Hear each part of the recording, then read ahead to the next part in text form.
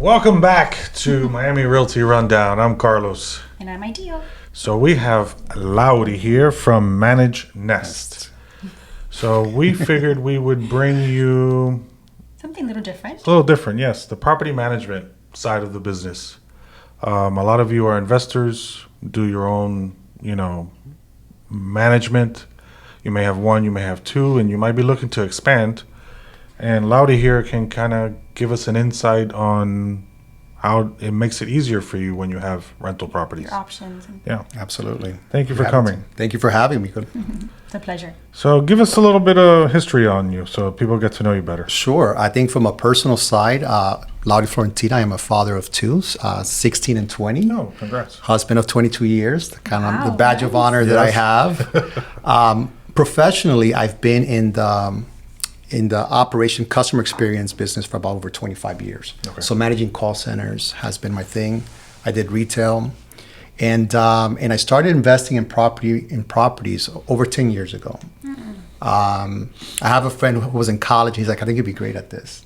And I was like, yeah, okay, one day. And when I started investing in my property, I started creating my company and I started kind of process and procedures. And post-COVID, I'm like, this is a good time. So I went full It was into a great property time. management. Yeah. Yeah. It's a hot market.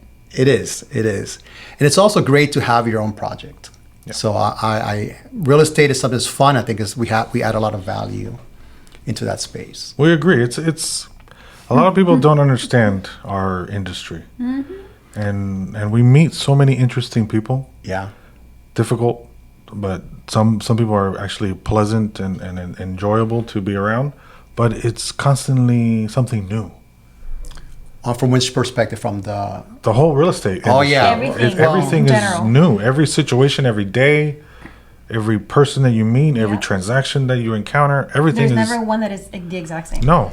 Yeah, and there's so much information out there, right? Oh, my Everyone's like, get rich overnight. Here's Yeah. how I did it. And people are like confused, right? Right. What's Yeah. real, what's not. Yeah, Right. So, absolutely. Yeah. But that's what we're especially- here for, right? So, Yep. Oh, that's what we're trying to do. That's why we created the podcast to Bust kind those of myths. do a little bit more. Not so much. We're not trying to sell anything, no. but Educate. educate. Yes, so people can kind of get an idea as to what we do, other areas that they might be interested in. That's right. Information. So I'm glad you came on. Thank you. So kind of to start to get to the nitty gritty. Sure. So kind of give us what are your responsibilities as a property manager? Yeah. Different types when you talk about short term, long term, Yeah. commercial, HOA. Okay. Give us a rundown. Yeah, so let's start with what property management is. So when you think about property management, that's really is the professional administration of a real estate property on behalf of the owner. There are specific things that you really commit to legally, right? There's a contract that says, here's my responsibility as a property management.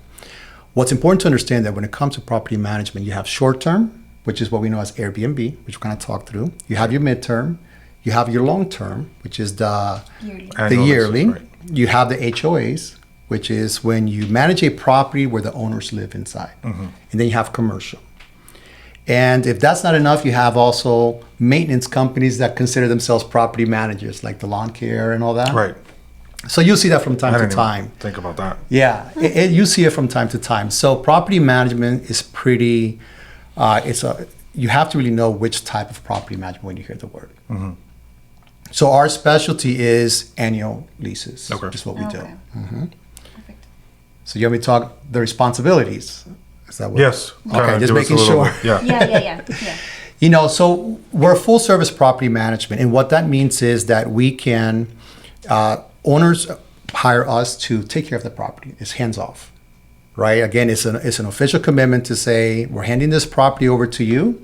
It's a legal agreement. So we take it from prepping the home, making sure that it's fully operational, from marketing it, from finding the tenant, to managing the day-to-day, to managing repairs, handling the residents' inquiries, questions. We handle the full gamut. Now, we also work through real estate agents like yourself. So when you guys lease the property, Right. we also take the properties over when the owners do not want to manage it themselves.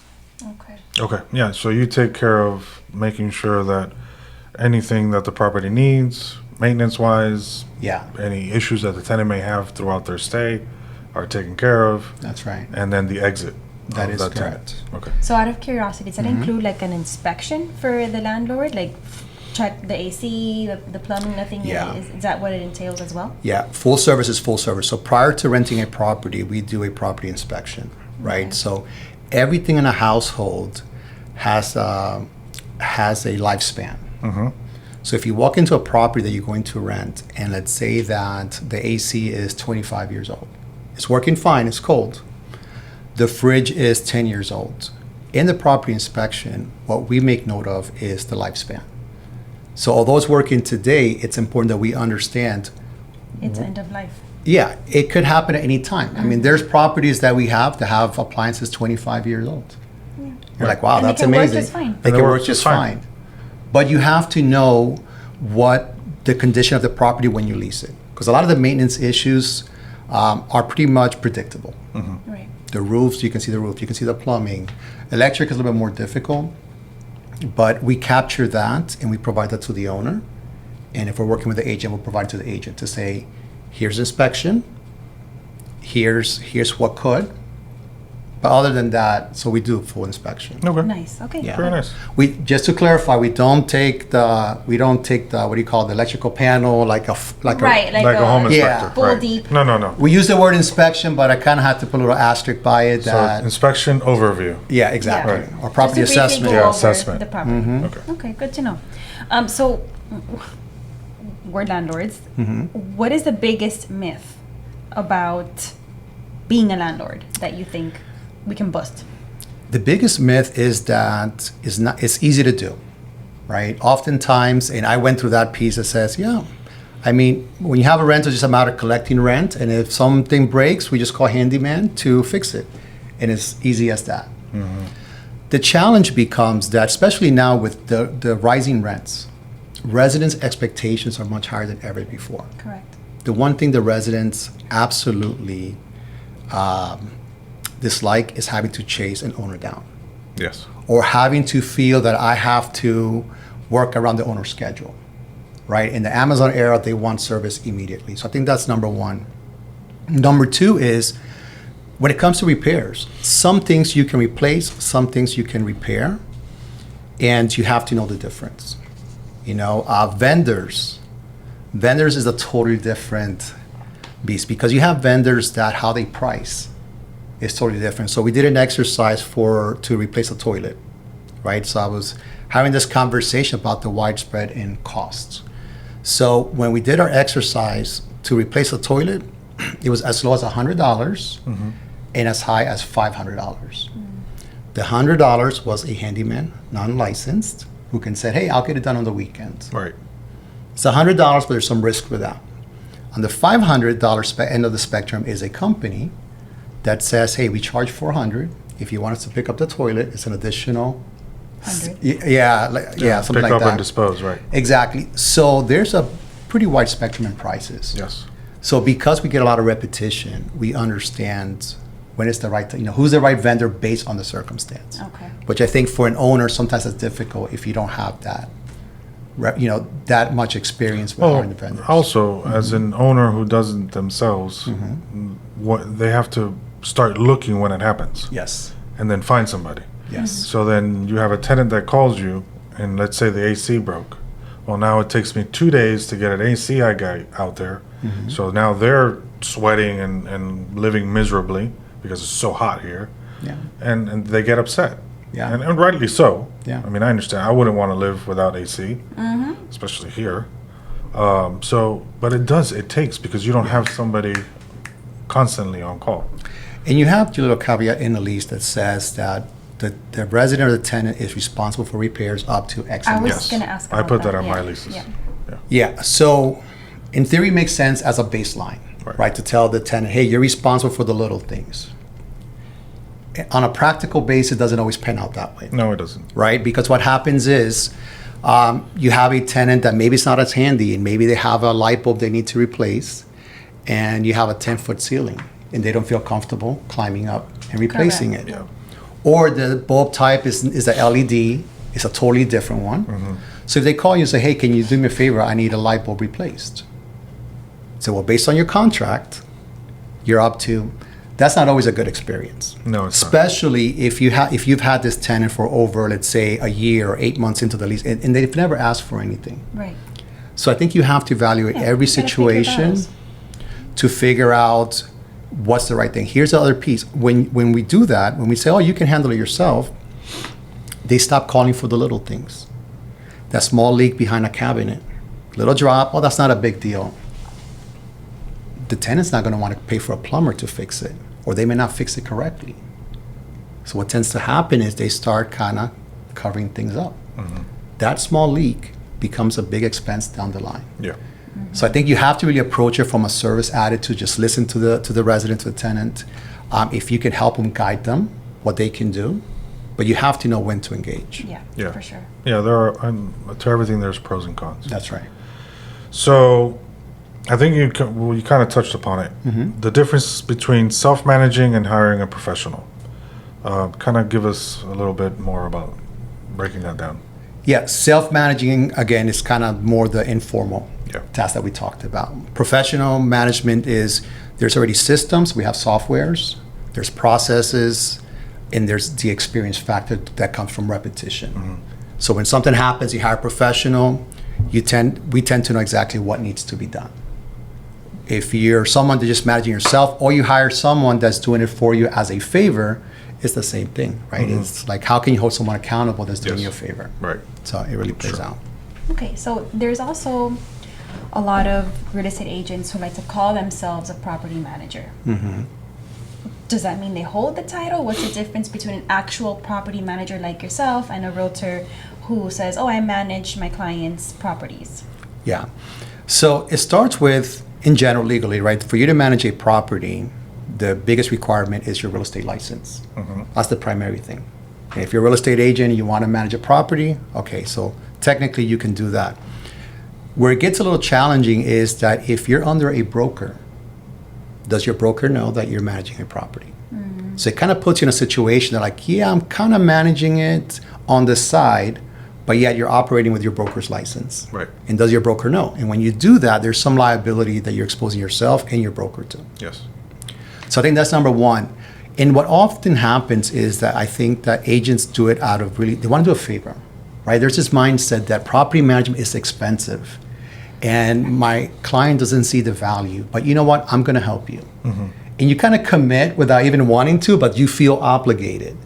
And I think it's really important to understand what exactly does a property management do? Because at the end of the day, especially for long term, it's not that expensive, right? Our range can be between 6 and 10% of rent. So $200, $250 a month. That's not a lot. It's not a lot for the services that you receive. So if there's one myth, I would say, you know what? Property management is not that expensive, and it's worth at the end of the day because of all that it entails. Yes, because in essence, we buy properties for investment to generate a revenue. But if you're working the property, then it's not really an investment. It's a Right. job. Yep. Yeah. So it's better to hire somebody to do the managing and let them deal with all the, minute issues. And you can write it off. And you can That's write it right. off. Yeah, something else that we do, I always think about, like when you mow lawn, right? I could cut my own lawn, Yeah, but it's not the best use of my time, right? Exactly, I Is there can make more value money. And into I'd be that? more productive doing something else. Exactly. The other thing, I know Olga was here earlier, the one thing we do is we track all their accounting associated with the property. So all the income, all the expenses, this information is available online to the owner. So we have a live ledger. So if you ever wonder, hey, so I wonder, this expense happened last month. I wonder what that's about. You log online. In the portal, you can see the pictures of before and after, a summary of what had to be repaired, and the receipt of the vendor. Oh, that's great. Yeah, so in our case, we don't mark up the vendor. So the cost that we receive, we get that savings back to the owners. Okay. Okay. Which I think is Good to important. know. Yeah. That's great. So we talked about, self-managing and hiring professionals, right? Kind of give us more of a breakdown of what the trade-off is between, we kind of touched upon it already. Someone approaching it to manage the property themselves or hiring someone like you. Yeah, I think it's just really convenience in the value of your time. If an owner really wants to self-manage, they can. If they're willing to commit to it, Right. if they're willing to be responsive to the residents' needs, and if they're willing to really make an action to understand the inner workings of the property. Because here's the other thing, anytime that you lose a tenant, when you have a turnover, that's very expensive. It is. When you have a tenant and you're like, oh, I can do it myself, and for whatever reason, again, tenants are paying a large percentage of their income into rent. And when they reach that point that they say, you know what, this is too much work, I need to go somewhere else.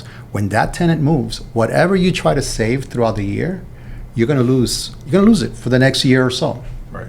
I mean, turnovers are very expensive. So They are that's what I would say, that it's convenience, but if you want to do it yourself, just make sure that you proactively manage the property the way you should. Okay, so Laudy, diving into, I guess, to attract, tenants, how Yes. can we make the properties, and this is for our landlord viewers or those that want to start thinking of investing, right?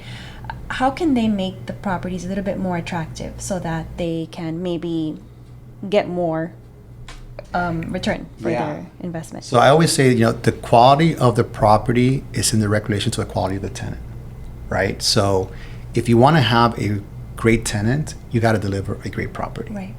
Great property does not mean fancy. It means clean, right? Operational. Making sure that you have the right support. Being available, because a lot of times, as you guys know, when a property is being rented, you have a lot of professionals that do not have time to work around our schedules. They're like, hey, I'm in the area, especially when they have their agents. I can squeeze your property in. So you have to be able to make that property accessible to find the best tenants. So I think that's really key for us. And also meet their expectations. Again, mailing checks in, cash, Zelle, a lot of those things are no longer convenient, especially with this new generation where they like technology. The Nest thermostats, they're paying online, that if I have an issue, I want to just create a ticket. So those are the biggest things that I would say makes the biggest difference.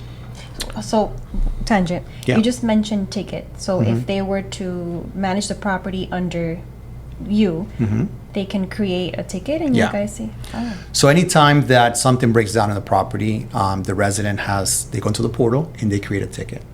They take a picture of the issue, they describe it, we receive it. Based on the issue, we know how to troubleshoot. So the whole idea is we're going to call you and say, hey, I see that your AC is not cooling. Let's try these couple of steps. Did you change the filter? And the whole idea is not to have the need to dispatch someone to your property. So a troubleshoot will come in first, and then if Absolutely. that's not working, then you bring in the vendor. That's right. IT help desk. Yeah. But it's Basically. important. A lot of times No, you'll be it- surprised what you can save. Yeah. A lot of times the reboot fixes the problem, right? That's right. So you brought up a good point, or what makes a great tenant, and how do you property managers like yourself find them? For me, a great tenant, it's someone that's just responsible, right? In the sense of someone who's conscious about taking care of the property, being forthcoming. And you can pretty much predict, for the most part, when you do your screening, Yes. right? So you can look at things like their credit report. Credit report kind of gives you some history of how they've attended to their obligations. And granted, it's not always, you don't always need to have a perfect credit Right. No. because things happen in life. Things Yeah. happen. Right? You can look at where they lived prior, right? So you can see what the condition of the home was. Right. So if they lived in a well-kept home, well, that kind of gives you some idea. So the whole idea is for great tenants, understand their history, where they come from, and how they're going to commit into taking care of the property. We use the word a lot, like goodwill credits. There are some tenants that are very conscious about, again, when they ask for the light bulb to be switched and you change it, they remember that. Yeah, they do. I had a tenant last night, as a matter of fact, put in a ticket. Yes, it was Sunday? No, Yeah. Saturday, yeah. So they say, hey, just wanted to let you know the AC is not cooling. I'm going to go downstairs and I'm going to reset the breaker. And because I know it's a Saturday night and I don't want you guys to have to come out here. So that's a perfect example of goodwill credits. Yes. We've done things for them that probably say you didn't have to, but when it matters, they kind of pay that back in return. Right. Yeah, for sure. So, and it worked. No, So it I'm works. like, oh, great. Sometimes you One less get problem. you get back what you give. That's right. Absolutely. So that's real critical. That's good. Nice. Okay. So, Laudy, what would you say are the most common issues renters, experience, and how are they typically resolved? Yeah, so there's seasonalities. We talked about the lifespan of everything in the household, right? So there's some things but during the hot summer seasons, the AC seems to be the most common thing. Yeah. The AC is Doesn't not stop. cooling. It doesn't stop. Yeah, the AC is not cooling. So obviously, that you check your filter. That's a big one. If you're not changing the filter, is going to impact that. If it powers off, that means that the drain itself, sometimes the T-switch, that's a little sensor that when it accumulates too much water, it shuts off. So that's usually pretty typical. But how you solve that is maintenance. You have to go back to your log and figure out when was the last time this AC was maintenance. Roaches. When there's moisture, there's roaches. So roaches, mice, it's another one. So obviously it's how well you keep your property clean. What do you do with the trash? Right? That doesn't happen out of the blue. When there's moisture, there's a lot of rain, roaches come out. You got to make sure that you do not do anything to attract them. And I'm getting like... yeah, plumbing tends to be another one. If the plumbing on the house is older, those cast iron, they're kind of very Yes. brittle. Yes. Things can get stuck really easily there. So it really depends on the property. It depends on the season. So. I remember when I first met my wife. So she was living out in Deerfield.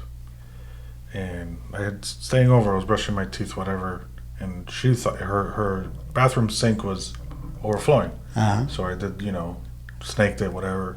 I pulled out what I thought were like grapevines. I was like, "Are you sticking grapevines down the sink?" She's like, "No," and it's the roots Oh yeah. because they're cast iron pipes. Wow. Yeah. So they start to come in once they get really brittle. I'm here like yanking her. It's yeah. Goodness. It has Lord. happened. Yeah, it has happened. Like, are you eating grapes in the bathroom? No, it's crazy. We had a situation where in this unit, the plumbing backed up, so all the sewer Oh my God. Yeah, went into the tub, Oh my God. that happens. went into the toilet. I mean, Yeah. if you think about it, Yeah.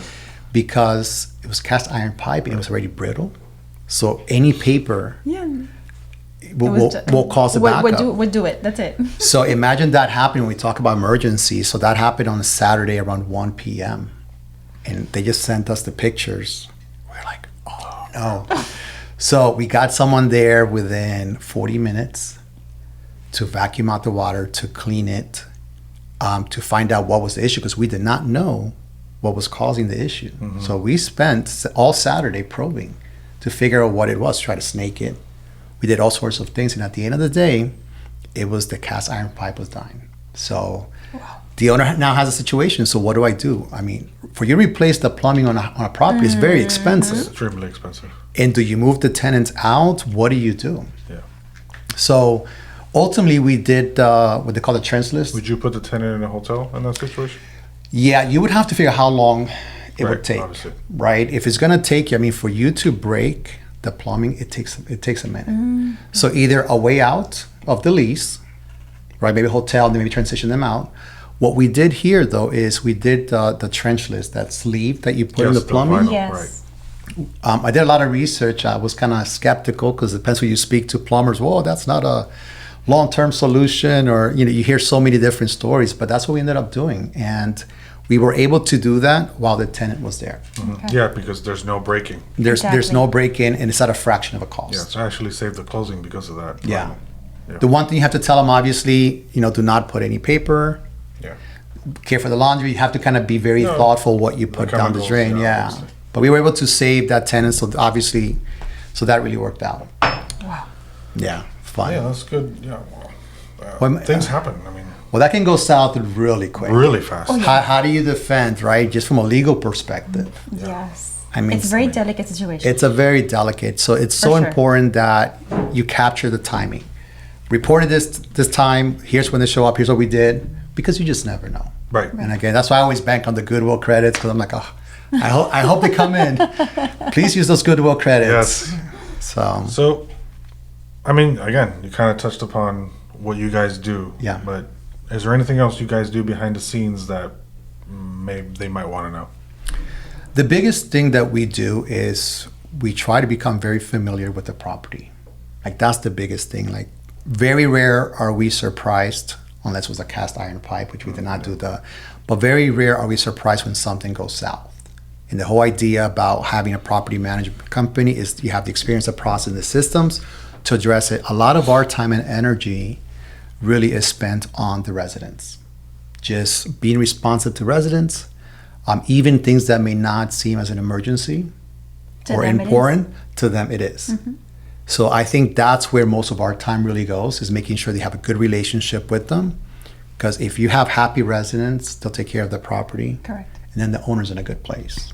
So that would be the biggest thing I would say. Happy tenant, happier landlord. That's right. That's right. Yeah. No, if they're good, if they pay rent, they don't give you any problems, then yeah, take care of them. Otherwise, they'll get up and leave. Yeah. And then you got to start from zero again.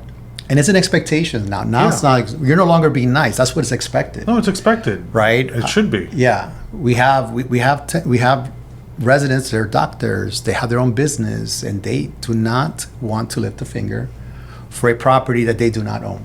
Yes. How they see it is, I'm paying prime rent on this property. That's not my responsibility. Right. We did a show on that, kind of comparing, home ownership and now the new generation that doesn't want to buy. That's right. Right? Yeah. And there are people that do not want to buy because they don't want to deal with problems. Expenses. Yes. They just want to live there.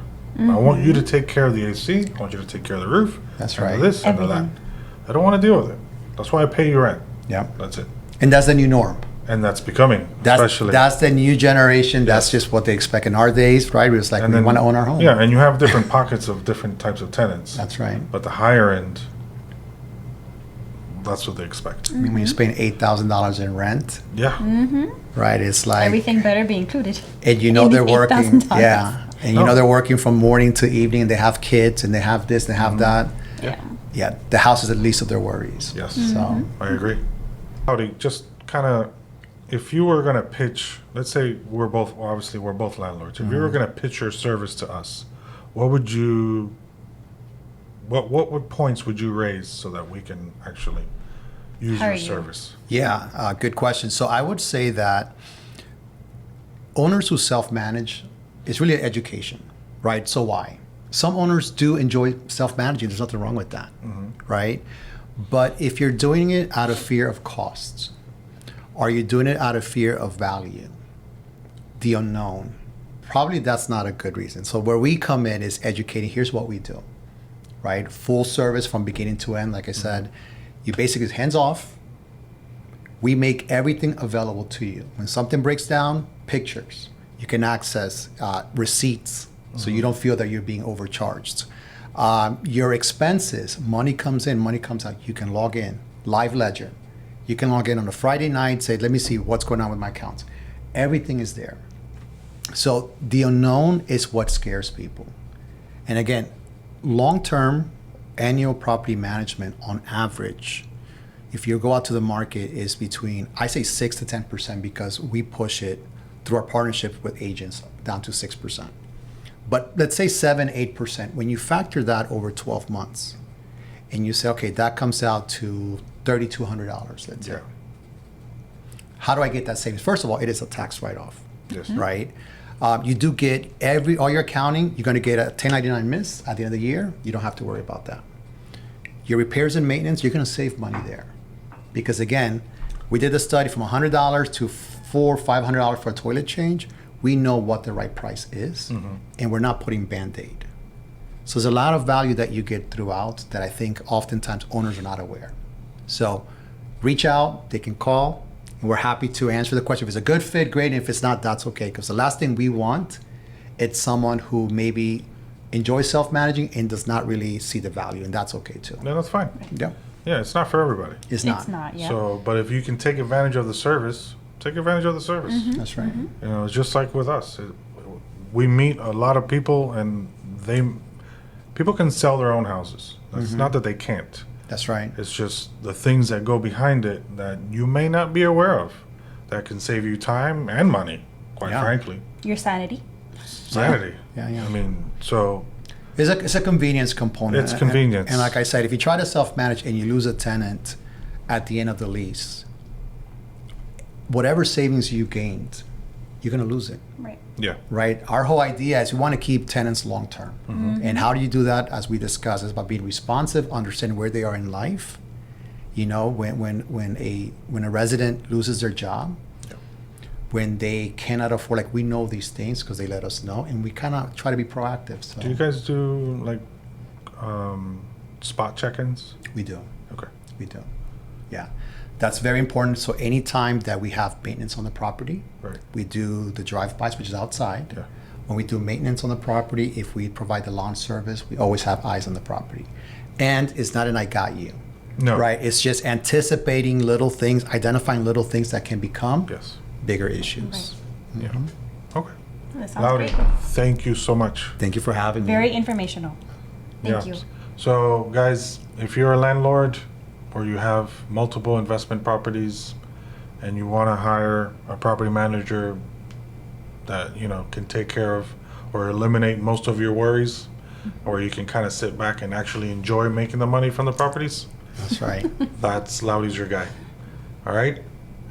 But if you want to sell those properties, You contact us. don't call Laudy. No. You call us. They go right back to you. So. Yes.